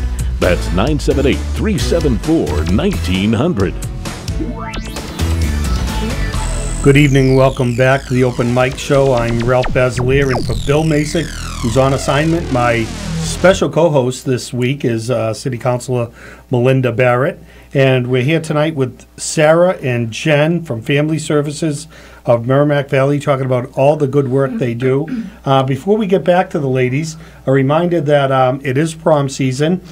So Haverhill High Cinderella Closet is seeking prom dresses and formal wear donations. You can contact the Haverhill High office. They're collecting donations up until the May 28th dance at 978-374-5700. As someone who just went to my senior prom about 10 years ago, a reminder to not drink and drive. I mean, for the love of God, Uber is pretty cheap. Ladies, we were talking about... at the break, you guys are involved with Samaritans. Mm-hmm. Tell us about that. It's another program that we have. A little closer to Mike. Yep. There you go. Sorry. Samaritans is one of the programs that we run under the Family Services umbrella. It is a national crisis hotline, but we service Essex County and beyond for that. So if somebody is in that situation and they fear somebody else is in that situation and they call the Samaritans, they get somebody in Essex County, in actually Lawrence, or in a live phone call. Yeah. So Essex, in Lawrence, and if for some, and sometimes we work out of some of the churches in Andover. You know, with the phone banks will be there, and so. But the idea is, even if there's somebody that we can't take, their call is forwarded to somebody who does answer. Yeah, so if for some reason there's always someone available. Yeah, exactly. And so last year alone, you know, we served over 2,500 individuals. Wow. With those, and fielded over 11,000 calls. Wow. So, and that's just in 1 year. And so the need is great. Yeah. And it's certainly a useful and Now, used. I read recently, and I always have this problem that I'm very careful with what I read, but I read about 100 articles a day, so I don't always remember exactly who the author was. But I read that they're seeing a huge spike in men, white men over 50 years old. Have you seen that trend? Is that a trend that you're identifying, or is it just generally they see higher numbers, lower numbers? No, that's actually is a trend that they see with the Samaritans, and we conduct training programs. You know, so we're not just a hotline. We don't just answer the calls of those in need. We're out in the community training the community on being able to identify the signs, and elders and middle-aged men, 50 and older, are at particular risk. And so there's special training programs for individuals that would come across that age bracket. So you also seek volunteers for that too? Yes. That's a volunteer-driven? That's a volunteer-driven program, and there's an extensive training that goes along with that, but also volunteer-driven. You know, that tells me, and again, what do I know? I'm not a doctor, but I sometimes like to act like one. You know, I'm really, all jokes aside, almost 53 years old. obviously, for those who can see me, I am a white 53-year-old man, so I'm right in that age group. And what stuns me when I heard that, and what struck me right away is, me, fortunately, I'm lucky. I have everything I need, and I always will, for the rest of my life, and I'm really, really grateful for that. I understand how much that means, but it tells me that if you get to my age, and suicide is that big an option, it's got to be correlated with economic stresses. Are you seeing that, or is that? I mean, this is just an observation. You don't have to render any professional opinion, but it seems to me that during really the best years in your life, when you're comfortable in your own skin, you're still young, you're still healthy, you have so much to look forward to, like generally people with, and not everyone's situation is ideal, but with grandchildren, with retirement, that this is when you are at a point where your choices seem so limited that you're at a high risk for suicide. It seems to me that's based in economics. Or organic. Right, and not necessarily. It could be just in your Yeah, makeup. I guess it could be, yeah. Right, mental illness, it could be, estranged from their family, maybe, like you mentioned, a loss of job, which would impact, economic. But there's a lot of factors, right? So I would imagine there is. Of course, I'm not at all immune to this. I come from a community where my cohorts have a very high suicide rate, and that's the veterans community. And again, the veterans community, of course, is men and women of all stripes of life, but it is, I think, predominantly men statistically, and you're seeing that trend there too. I've had some friends who are veterans who have killed themselves. In fact, if you're an active member of the veterans community, I mean, like myself, I get my health care from the VA. It's not at all uncommon. It is not uncommon. In fact, it is common to hear about someone you've known the last 5 years who has recently committed suicide. I can tell you it's nearly a monthly occurrence in my life. So if someone is having those thoughts, let's do the responsible thing here. Someone's having those thoughts, and they need to reach out for help. The Samaritans line is, we're getting it right here? Yep. There's one is 212-673-3000. Okay. And so just give me a moment to bring Yeah, up the certainly. other Take your hotlines. time. So what we're doing here is we're looking up the number for anyone out there who might be in need of these services, and we would encourage anyone, honest to God, if you're feeling like this is your only option, like this permanent solution will fix your temporary problems, please call 978-688-0030. So that's 978-688-0330, right? Did I repeat that right? I just want to make sure. It. I might have reversed it, so I think you did. We'll just make sure I get it right. Yeah, do that. 978-688. That's the statewide crisis helpline. Okay, so the statewide line is 877-870-4673.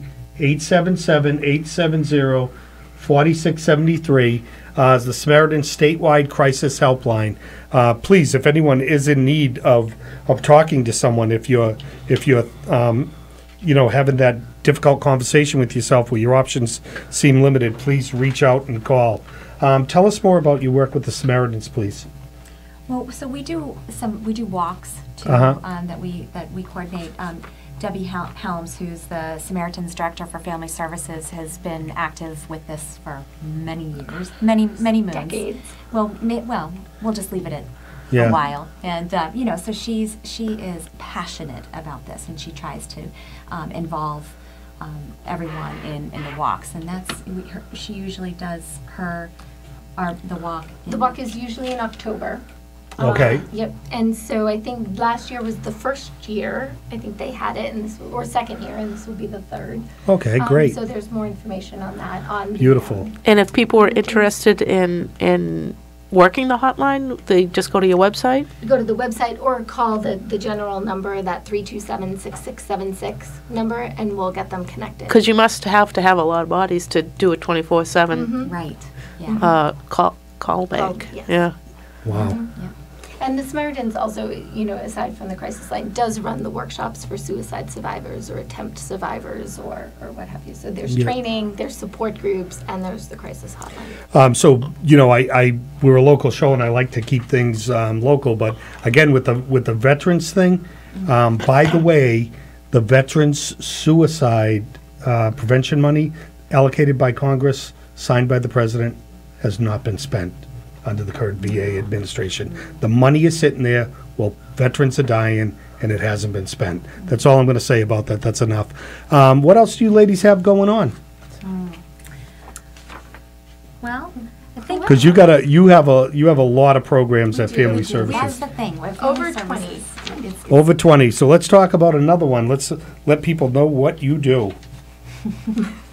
Well, a lot of some of our programs out of our resource center, our family resource center, are parent focused. Yep. And so we have parent education programs, which is a state mandated parent education program for divorcing parents that aims to educate them on how to protect the emotional health and well-being of the children. Yeah, so during they don't that put process. their children good. in the middle of a bad situation. Because even well-meaning people could do that, I would imagine. Yeah, with an I don't think an aside that's kind of people- derogatory to the other you don't even person. necessarily have to be ill-willed to do that. Yeah. I think.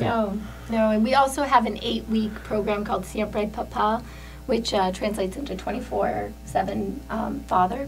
And that program is done in Spanish, and it helps to, again, work with young men in a way that strengthens their relationships with their children. It helps them understand, their child expectations. development, expectations, Yep.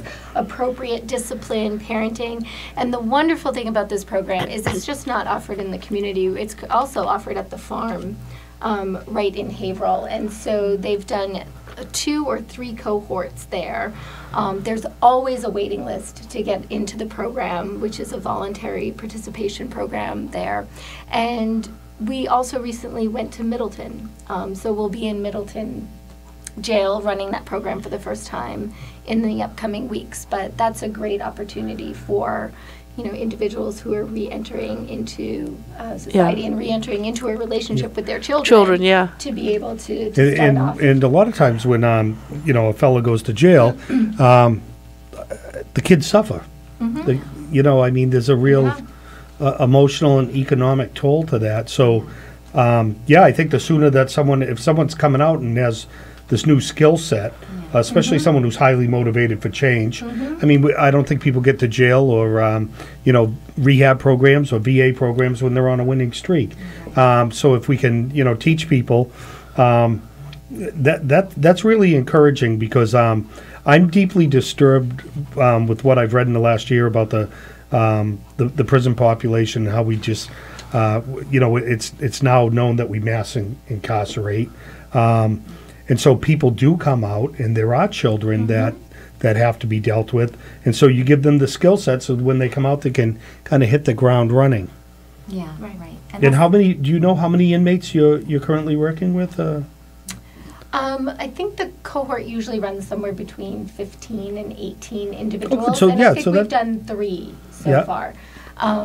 There, and then there'll be another one in Middleton, but they limit the number of participants. Right. because Yeah, there's so you one can individual. effectively, Exactly, so it's more effective. But you have to start somewhere, and that's a good start. And this is the first year, last year was the first fiscal year that we ran this program, and we assisted more than 110 fathers. And is there follow-up associated with that? Like once they do get out after they've taken the class? That's a good question, Melinda, and that's why I have you here. That is a great question, and there isn't a formal case management follow-up. They usually are referred to other services, our Family Resource Center or our parenting program. You don't just leave them exactly at their own. And so I think that's one of the great things about the Family Services programs is we have 20 or 21 programs at any given time, and it's a continuum of care. Right. There's some place to start, and there's always someplace else to go. And you're based out of Lawrence, but you have reaches into the Haverhill area, and Yes. you're looking for a more permanent role in Haverhill or right. a physical presence? Exactly. So when we look at the communities we serve, we are based out of Lawrence, and for years we considered ourselves a Lawrence nonprofit serving the Lawrence community. But when you actually look at the numbers, we serve a lot of Essex County with our CASA program, as well as our Samaritans program. And then we found the mentoring programs were serving individuals in Haverhill, in Newburyport, in Amesbury. And so it seems like a natural progression for us not just to haphazardly have these kind of loose connections to the community, but to be able to strengthen our relationship with the community and deliver more impactful programs that they need.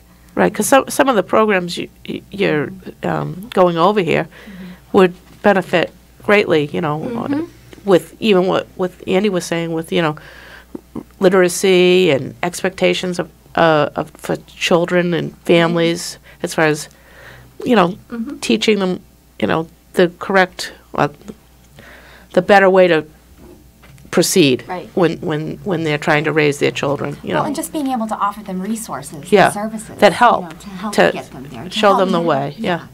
And that's what All we're right. trying to do. Well, it's time we have to take our final commercial break of the hour. It's 97.9, the Open Mic Show. I'm Ralph Basilier, in for Bill Masick with my co-host, Melinda Barrett, and we'll be right back with Family Services of Merrimack Valley. Open mic.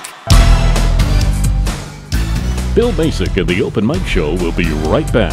Get in on the action. Call 978-374-1900. Know what's happening. Sign up for your free Wavelengths newsletter. Online all the time at WHAV.net and 24/7 on 97.9 WHAV-FM.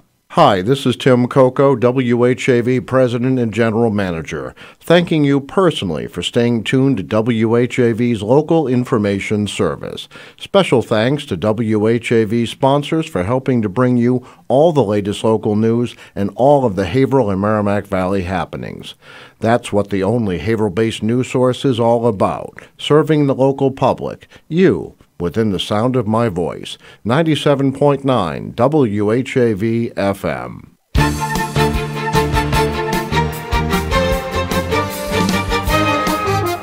Catch the wave. WHAV. Open mic. From the Edwin V. Johnson Newsroom, 97.9 WHAV-FM presents the Open Mic Show with Bill Masick. Make your voice heard. Call 978-374-1900. That's 978-374-1900. Good evening and welcome back. 97.9, the Open Mic Show. I'm Ralph Basilier, and for Bill Masick, who is on assignment. I now know what that means, too.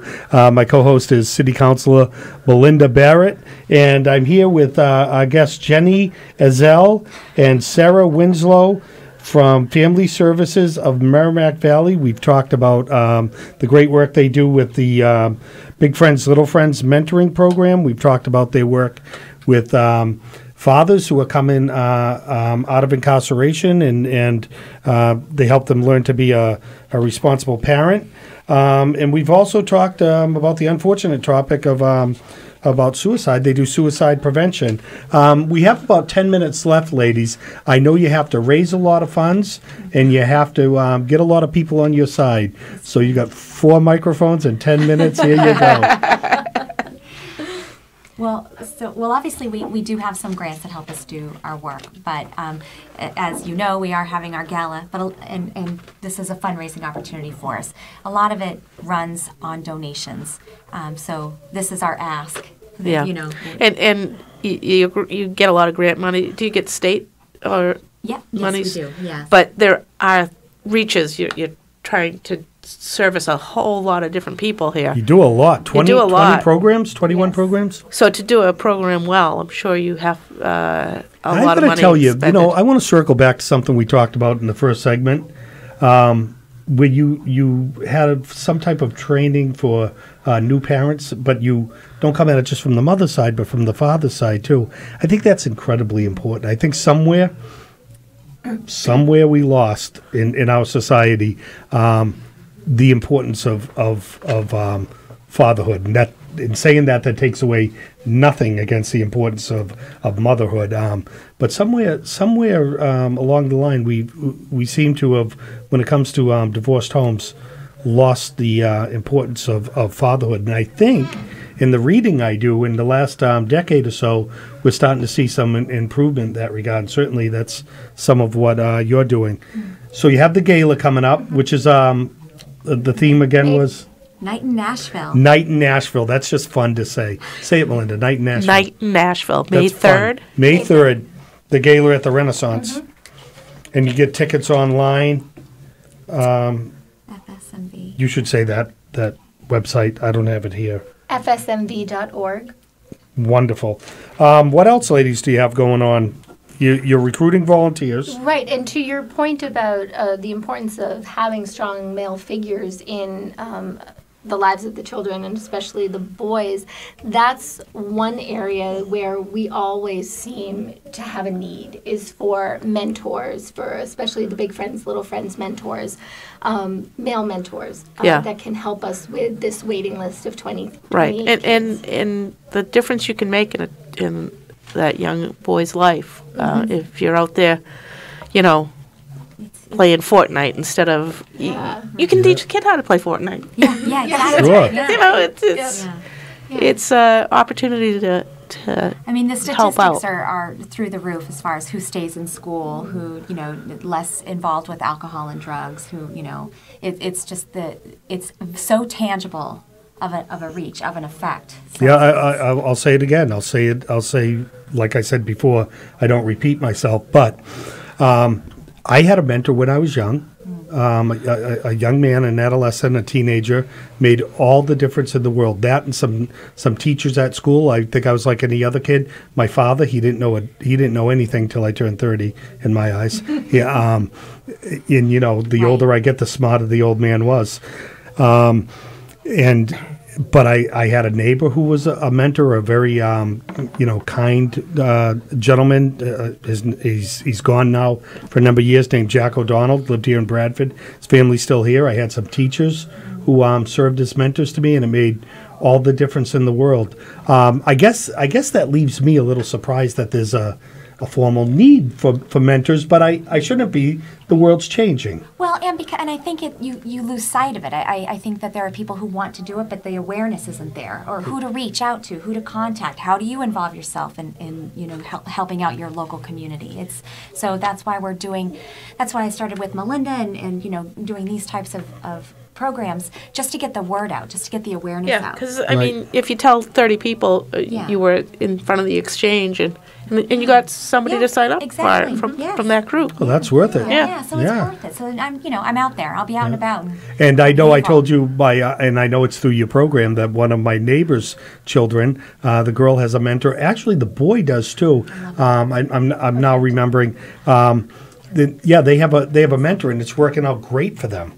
Their mother, single mother, the father died tragically, and she's working, she's going to school, she's doing all the right things, and she's got 2 kids on her own suddenly. One night on the way home from work, that was it. He wasn't able to come home. So I do understand the importance of this. So if someone wants to mentor... give me a call. Give me a call. My name's Jen Ezel. And you can reach me at 978-327-6681, and I'd love to chat with you about it. Yeah, and there are 28 children from Haverhill looking for that's 28 from Haverhill. Just from Haverhill. It's the biggest number they have. Yeah, it's right. Really? Yeah. And I know Haverhill with 65,000 people. And, But Lawrence has about 80,000. Yeah, Lawrence has, 80,000 people? Yeah. So if and the need's bigger in Haverhill. So they're Isn't pretty that similar. something? So they're pretty similar in size. But when you take a look at the percentage of, between the two and the young people in Haverhill, it's a high number. Yeah. Right. What does your average mentor look like? And I mean not physically look like. Are they men and women? Are they both? Are they in their 20s or 40s or? Mostly our mentors now are people who work full time. They're probably in their late 30s, 40s. Some of our best mentors are 50s, 60s. So they don't have to be young. You don't have to be a young person. I have a lot of times when I'm talking to people, just talking to them about mentoring, they're like, "Oh, they're not going to like me. I'm too old, or I'm not going to be relatable." It's the furthest thing from the truth. It's a misnomer, because a lot of times the younger kids, think about the age 6 to 14. You're not at those years yet where you don't believe anything they say. You only like your peers. I mean, you're very interested in your elders and your people who you can look up to. So those are our best. And they're probably the kids. Actually, I mean, if I can remember how I felt at all, there's some part of you that's yearning for that as a young person. So when you get hooked up with it, it would seem that it would. Yeah, just kind of these kids on this list want to do this. Yeah, they are. They're not being made to. No, do they're not this. made to do this. They want. They know they're missing something, and they want that. Wow. They've already filled out an application, and and so as far as the mentors, it takes it takes all kinds of abilities too. You don't just have to be a certain person. Right. So it's people full time do it. And I just met with one last week who had recently retired, and he's in his late 50s, early 60s. He recently retired, and he was looking for something to do, and his wife gave him one of our cards and said, look at this, you can do this. And he's been doing it for the last couple months. No kidding. Loves it. Wow. And is out there doing it. So I feel like it takes all different kinds. Right. I've got to tell you, I've I've got someone in mind. Of course, I'm not going to put them on the spot on the radio, but I've got someone in mind, a woman who might be interested in this. I actually literally have someone in mind. So I'll contact that person in the next few days. First, yes. I can't make any promises, but okay. I think I know someone who would fit this very well. But they could make a huge impact. Yeah, I mean, it's wonderful. I'll never forget when the kid in my neighborhood said, I'm like, why don't you rake the leaves? She goes, because I have to meet with my mentor. I'm like, wow, is she clever? That was a really good lie, right? And I was telling one of the other neighbor moms, one of the neighbor moms about it. She goes, no, she actually has a mentor, and they mentioned your agency. So thank you for all the great work to do. We've got a couple minutes left. If there's any program or any information you want to repeat to our viewers, this is the time to do it. I think the big push would be our gala. That's a great opportunity to meet our leadership, to meet our board, and to learn what we're about. There's always a speaker there that has benefited from one of the programs. So if there's organizations or individuals that are interested in participating in that, I should give a little shout out to Pentucket Bank. They are one of our great supporters of the gala. Pentucket Bank, good for them. Yeah, they really do a lot of great work for Haverhill. The little bank that can. Right? Yeah. And so they're one of our great supporters, and so we would love to see other people there. Well, good. Shout out to Pentucket Bank for all the good work they do for Merrimack Valley Family Services of Merrimack Valley. We're going to wrap up for tonight, folks. All good things must come to an end, and so much the Open Mic Show. I'm Ralph Basilia with Melinda Barrett. Our guests have been Sarah Winslow and Jen Ezel from Ezel. It's great. Did I say it right the first time? You're great. Okay. Yeah. From Family Services of the Merrimack Valley. Good night, and we will see you next week. Open mic! Join Bill Masick live on the Open Mic Show again next Monday night at 6. The opinions expressed on the Open Mic Show are not necessarily those of 97.9 WHAV FM, its underwriters, or affiliated stations. The Open Mic Show came to you from the Edwin V. Johnson Newsroom.